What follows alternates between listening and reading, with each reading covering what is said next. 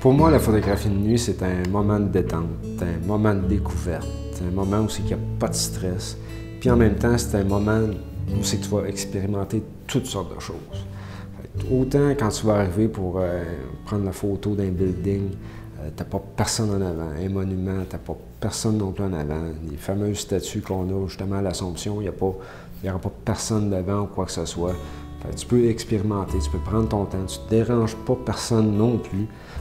Puis c'est ça qui est le fun, c'est que tu vas découvrir le monde mais sur un autre angle carrément. Au lieu de toujours avoir un ciel bleu, un ciel gris, là, tu peux avoir un ciel noir, tu peux avoir un star trail, tu peux même faire du panorama en photo de nuit, tu peux faire du HDR en photo de nuit, tout est possible de nuit. Puis qu'est-ce qui est le fun, c'est que tu es tranquille, t'as pas personne. Il y a bien du monde, c'est niaiseux, mais il y a du monde qui sont partis se coucher, fait que tout est plus calme. Fait que veux pas, en étant plus calme, tu as le temps de prendre ta photo, tu as le temps de relaxer, tu t'installes, tu ne déranges pas personne, tu fais ta photo, merci, bonsoir, c'est le cas de le dire. Bon, l'équipement de base qu'on a besoin pour faire la photo de nuit, c'est bien simple.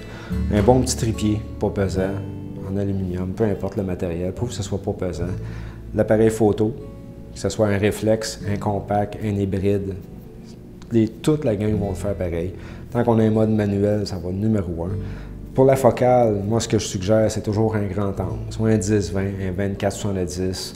Pas besoin que ce soit des focales très, très lumineuses. On a le temps de faire l'exposition en masse avec ça. Déclencheur à distance, si on en a un. Si on n'a pas, déclencheur à fil. Si on n'en a pas, tous les appareils ont le fameux timer 10 secondes. Fait qu'on s'organise avec ça. On n'est pas plus pressé, comme j'ai dit tantôt.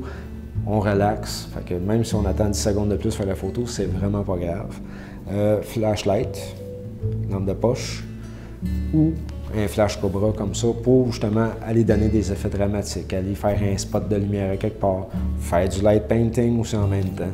Fait que c'est un équipement de base, c'est vraiment ça. Fait qu'on n'a pas besoin d'amener quelque chose de bien gros. On voyage léger, on se promène léger, fait que tout le monde, à la fin de la soirée, a fini, puis personne n'est brûlé d'avoir traîné son gros matériel qu'on n'a vraiment pas besoin non plus. Ça prend batterie chargée, absolument, ça aide. Après ça, écoute, après les batteries chargées, le monde amène ce qu'ils veulent. S'ils veulent avoir une petite grignotine, quelque chose à boire en s'en venant, ça prend le strict minimum, vraiment. Ça prend pas un gros matériel là, pour faire ça. Là. Du light painting, c'est bien simple dans un sens, c'est qu'on installe l'appareil sur un trépied, on peut lui donner une exposition, mettons, de 30 secondes. Pour avoir du fun vraiment. Là. Ensuite de ça, c'est nous autres, en avant de l'appareil, on se met en avant assez d'une bonne distance, je te dirais peut-être bien de 10-12 pieds en moyenne. Puis là, avec la lampe de poche, on s'amuse à faire des signes dans le ciel, un peu partout à terre. Puis, tu sais, puis ce que le capteur de l'appareil fait, c'est que lui, il va capter juste les rayons de lumière de la lampe de poche. Quand la photo est faite, on regarde la photo que ça donne, c'est là qu'on voit vraiment juste un paquet de lignes dans l'appareil. On peut faire des lignes, on peut faire des sphères, on peut faire des tourniquettes, écoute, tout est possible. On peut même faire le contour d'une personne qui ne bouge pas. On fait le contour de la personne en photo, on peut écrire des messages dans le vide. Le capteur, lui, qu'est-ce qu'il capte? C'est la lumière vive en partant. Donc le light painting, c'est ça. On peinture le capteur finalement avec une lampe de poche.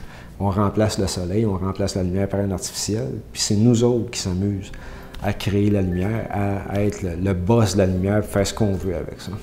J'ai pensé à faire l'activité de nuit suite à la demande de bien des membres, si on veut. On a vu ça avec le sondage l'année passée, tout ça. Puis moi qui adore la photo de nuit, il m'a offert, si on veut, à faire un atelier sur la photo de nuit, mais vraiment en sortie, pour que vraiment on puisse mettre tout ça en pratique. Fait que j'ai pensé au 28 juillet, qui s'en vient, 2014, à 8h30, dans le stationnement de l'école qui se trouve à être en arrière de l'église à l'Assomption. Écoute, j'envoie l'invitation à tous nos membres, s'ils veulent venir accompagner ou pas, s'ils connaissent d'autres personnes qui veulent venir avec, il n'y a pas de problème, moi je suis ouvert à tout. Qu'est-ce qui est le fun, c'est que ça ne coûte rien. C'est gratos, comme on dit. Fait que ça, dans ce temps-là, c'est super. Fait que pas de déplacement. Tu te déplaces, tu viens là, après ça, à partir de là, on part, puis on s'en va à pied, tu sais. Fait que non, je pense qu'on va être une activité qui va être assez de fun, puis il y a beaucoup de membres qui l'ont demandé. Alors là, regarde, j'envoie l'invitation aux membres. S'ils sont prêts à venir me rejoindre, bien, moi, c'est sûr, je vais être là. S'il pleut beaucoup, là, c'est sûr et certain que je vais la reporter. Je vais la reporter d'une date assez rapprochée du 28.